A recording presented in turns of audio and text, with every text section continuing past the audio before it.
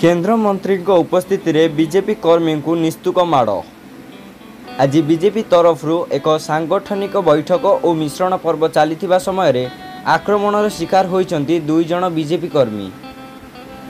निकटरे नयन किशोर Mahanti BJP प्रार्थी घोषणा पर आज कटक कॉलेज छकठारे एक प्रस्तुति बैठक डका जाइथिबा समय केंद्र मंत्री धर्मेंद्र प्रधान और वर्तमान सांसद भर्तृहरि महताब सम्मुख में नयन महांती को टणाउटरा करने समय किछि कर्मी विरोध करिबारु नयनक निर्देश क्रमे बीजेपी कर्मी मानंकु मारी लहुलुहाण करिथिबा दृश्य सामना को आसीछि।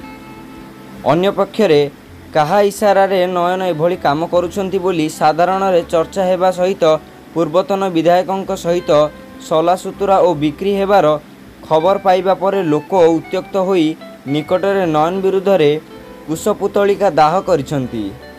अन्य पक्षरे से व्यक्ति अति गुरुतर हेबा सहित तांको चिकित्सा निमंते कटक बड़ मेडिकल पठेइबार दृश्य सामना को आसीछि। चौद्वार कटक रु कान्हू बेहरा रिपोर्ट ओडिशा प्लस।